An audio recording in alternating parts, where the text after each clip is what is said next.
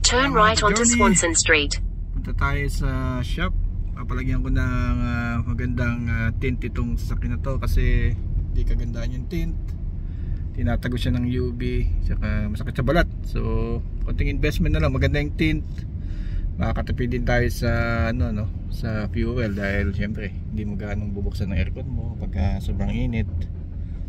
At ayun, so dali natin tong si Colt sa dun sa tint shop, si Young Boop. So ayun, check na natin anong nangyayari. Journey, mayroon na siyang tint na maganda, darkest legal tint. So hindi na siya masakit sa balat pagka naarawan. So ayan, ito na yung darkest legal dito sa Western Australia. Ayos naman kakabit. Binigyan ako ng magandang discount na nagkabit. So straight lang kasi side job lang nila to. So usually sa bahay lang niya ginawa. Pero tint installer talaga siya. Sa bahay lang niya ginawa. So binigyan niya ako ng $100 discount sa, actually $199 discount sa retail. Kasi $399 ang pakabit niyan. So $250 lang niya ako siningil. So nakamenos tayo. Ceramic tint to na premium UV protected.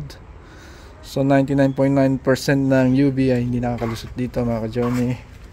So ayan, nalong panalo. Nasa loob ka naman, maganda. Ayan o, halos hindi mo pansin na may darkest ang tint nya. Kahit na hindi ganun masyadong malakas ang, kumbaga nasa indoor pa ako nyan, pero maliwanag pa rin pag nasa loob ka.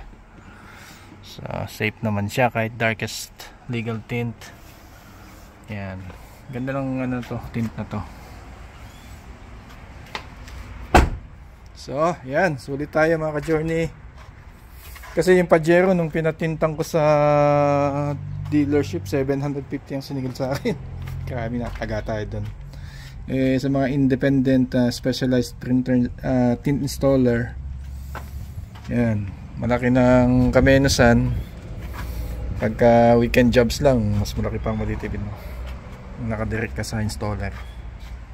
So ayan po, yan, mas masarap nang gamitin si Colt.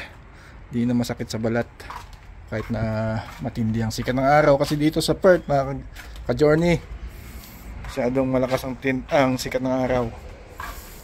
Ito, tingin ko okay rin naman ang tint ni Makoy tingin ko to, premium quality rin. Ayan, ganyan lang. Hindi ko na siya kailangan papalitan. Oops. Ayos naman.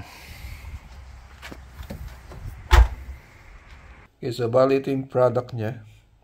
So bali ang charge nila is $295, then $50 removal of existing tint. And if you want the black armor, there will be $100 na on top. But nakakuha ko ng magandang promo for the price of $295, free removal. Then in-upgrade nila ako sa black armor tint, which is a ceramic tint. Then binayaran ko lang mga ka-Journey is $250 kasama ng removal. So yeah, so great deal mga chong. Yun mga ka-Journey, so overall happy naman tayo dito sa ating nabiling Colt na sasakyan. At nagamit ko na siya ng 1 month na mga ka-Journey mula nang binili ko to. At update lang na sobrang tipid naman sa gasolina, point A to B, perfect lang pang pasok-pasok, pang grocery.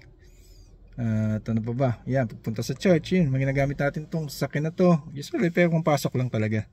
At siguro $50 ko maabot na ng 3 weeks. So ba't ka pa bibili ng electric car kung $50 lang naman, halos isang buwan mo ng gasto sa gasolina, sa maintenance ng sasakyan na to.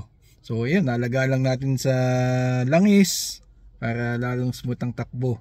Pero naman natin na nag-enjoy ako i-drive to, malambot yung suspension, malinis. Ayan, tinanggal ko na yung yung cover nito, iniwan lang natin yung likod.